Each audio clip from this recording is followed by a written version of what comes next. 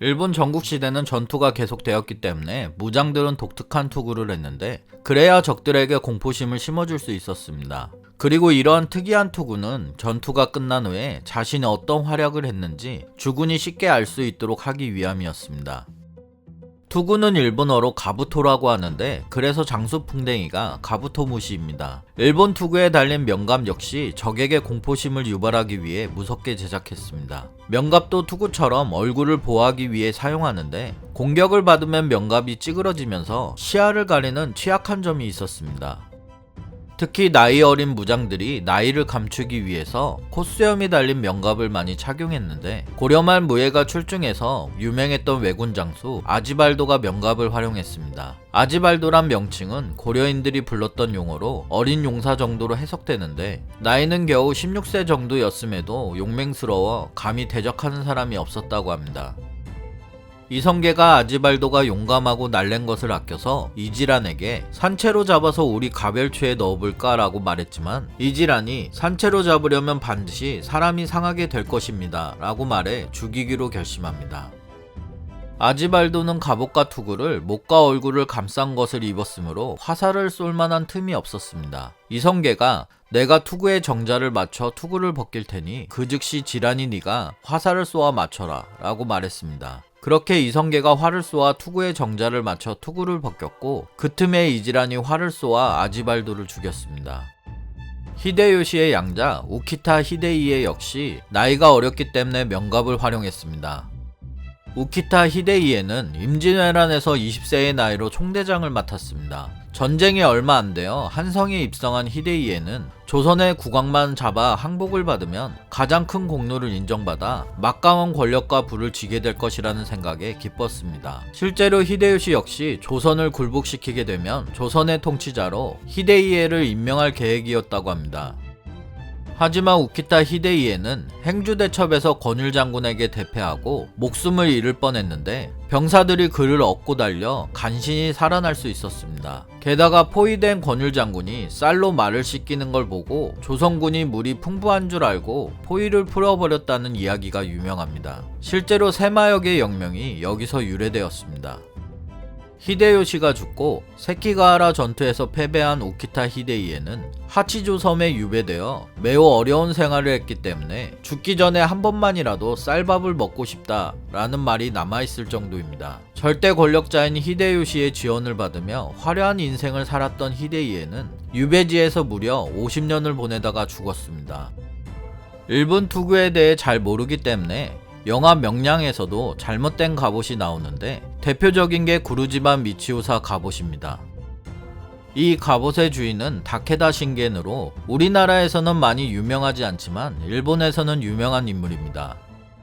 게다가 구루지만 미치오사가 야간에 출정할 때 풍림 화상까지 걸었습니다. 우리나라에서 이순신 장군 하면 사즉필생 필생즉사가 떠오르듯이 일본에서 다케다 신겐 하면 풍림 화산일 정도로 유명한 글귀입니다. 저도 구루지만 미치우사에게 왜 다케다 신겐 갑옷을 입혔을까 생각해서 찾아봤는데 의상 담당한 분 인터뷰가 있어서 가져왔습니다. 도도나 와키자카 등 조선에 왔던 일본 장수들은 일본에서도 가문이 유명한 사람들이다. 일본에 가서 4대째 갑옷을 제작하는 의상실을 찾았는데 다른 사람들은 다 알지만 구루지마는 몰라서 이유가 뭘까 궁금했다.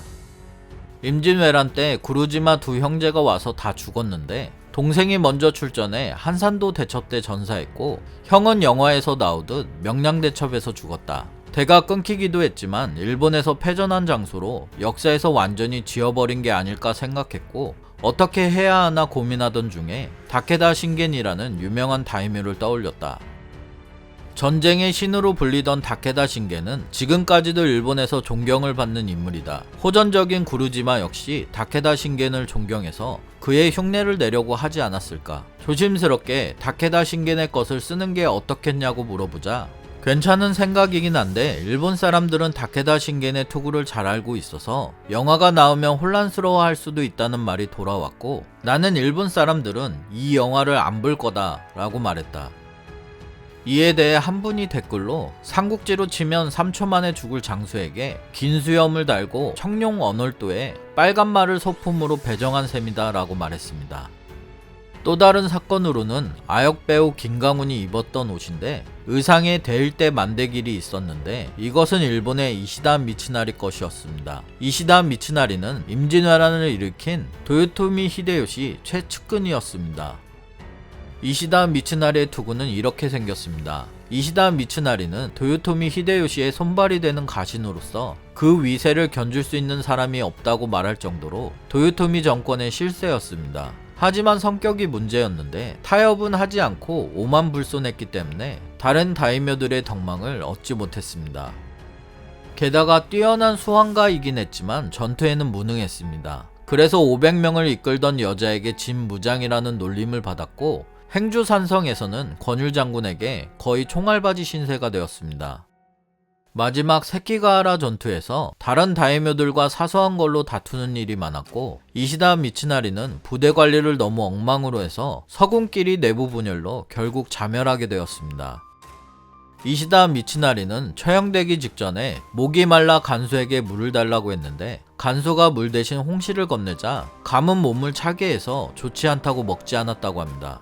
어이가 없어진 간수가 곧 죽을 놈이 몸을 아껴서 뭐하겠냐 라며 비웃자 이시다 미츠나리는 큰 뜻을 품은 자는 마지막 순간까지 목숨을 아끼는 법이다 라고 말한 뒤 처형되었습니다. 오징어 갑옷을 입은 가토 요시아키는 영화 한산을 통해 많이 알려지게 되었습니다. 원래 아버지는 도쿠가와 이에야스의 가신이었지만 반란에 가담했다가 실패한 후 떠돌아다니다가 히데요시의 시동이 되면서 히데요시의 7명의 장수가 되었습니다. 임진왜란에서는 수군에 속해 싸울 때마다 이순신 장군에게 박살나다가 원균을 만나 조선 수군을 괴멸시키기도 했습니다. 히데요시가 죽고 난 후에는 도쿠가와 이에야스에게 붙어 세키가하라 전투에서 동군으로 참전해서 이시다 미츠나리 군과 전투를 벌였습니다. 냉정하고 침착한 성격이었기 때문에 동군의 승리가 확정되고 공을 세우기 위해 달아나는 서군을 앞다투어 뒤쫓는 상황에서도 오직 요시아키만이 진영을 갖추어 진격하자 이에야스가 그 모습에 감탄했고 침묵의 용장이란 별명을 얻었습니다. 재미있는 일화가 있는데 임진왜란 때 호랑이가 눈앞에 나타나도 꼼짝도 하지 않아 모두가 그 용기에 놀랐는데 알고 보니 자고 있었다고 합니다. 해적 다이묘로 불리는 구키 요시타카의 투구는 이렇게 생겼습니다. 세토 내에서 해적질을 하다가 다른 가문들의 공격을 받아 오아리로 탈출해 오다 노부나가 밑으로 들어갔습니다. 당시 유명했던 모리 수군을 상대로 직접 건조한 배를 이용해서 승리했기 때문에 최고의 해전 전문가로 이름을 날렸습니다.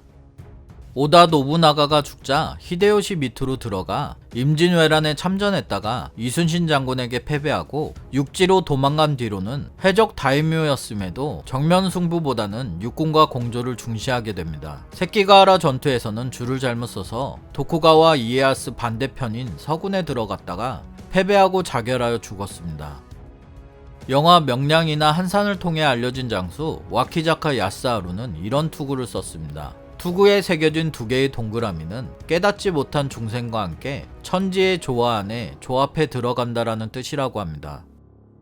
와키자카는 원래 수군 담당은 아니고 히데요시 밑에서 활약하다가 해적 집단이 주둔 중이던 영지를 받으면서 수군 지휘관이 되었습니다. 용인 전투에서 활약했지만 한산도 대첩에서 이순신 장군에게 패하고 무인도에서 미역을 뜯어먹으며 10일간 버텨서 간신히 탈출했습니다. 와키자카는 이때의 일을 그대로 기록하고 와키자카 가문은 지금까지도 한산도 대첩이 벌어졌던 날에는 집안 전체가 미역만 먹는 전통을 만들었습니다.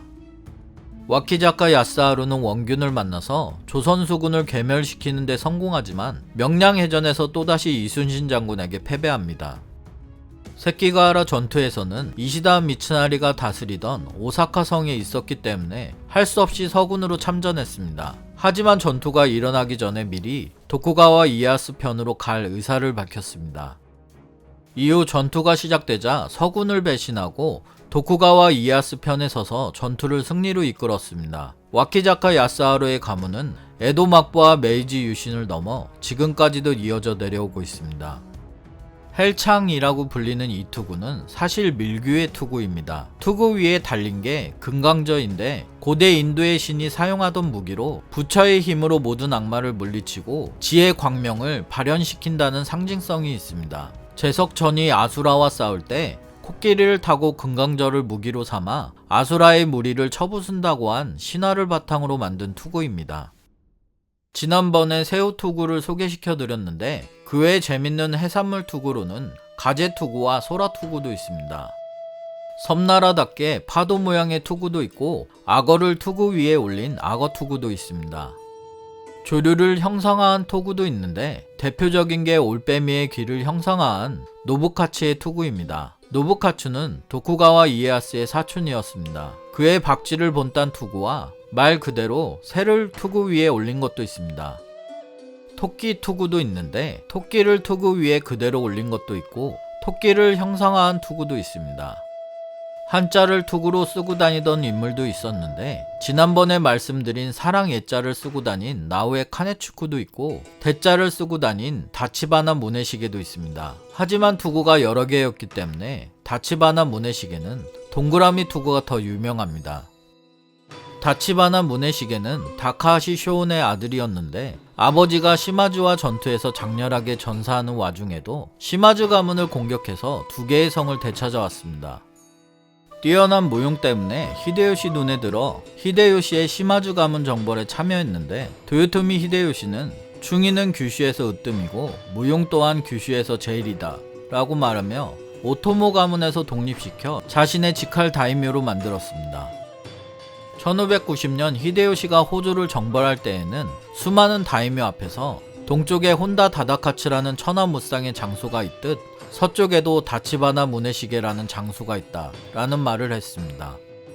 히데요시 직할 다이묘였기 때문에 임진왜란도 당연히 참전해서 벽제관 전투나 제2차 진주성 전투 등에서 승리했지만 노량해전에서 이순신 장군에게 박살나고 원래 목적인 고니시 구출에만 성공합니다. 벽제관 전투 후에 당시 군감이었던 이시다 미츠나리가 그대가 공을 세우더라도 태압에게는 우키타 히데이의 공적으로 전달될 것이지만 나에게 부탁한다면 그대의 공으로 보고해주겠다 라고 말하자 있는 그대로 보고하는 것이 군감의 임무일 텐데 부탁하면 잘 말해주겠다는 것이 무슨 말씀입니까? 라고 말해 당시 권세가 하늘을 찔러 싸가지가 없다고 유명하던 이시다 미츠나리를 무한하게 만들었습니다. 히데요시가 죽고 이에야스가 권력을 쥐는 세키가하라 전투에서 이에야스 반대편에 줄을 섰다가 목숨은 건졌지만 영지를 몰수당하고 평민백수가 됩니다. 주군이 몰락했지만 가신들은 그를 떠나지 않고 돈을 벌어 오히려 주군의 생계를 도왔다고 합니다. 쇼군이 된 도쿠가와 이에야스는 다치바나 무네시계의 실력을 아깝게 여겨 1604년 쇼군의 친위대장의 직책과 5,000석의 작은 영지를 내렸습니다.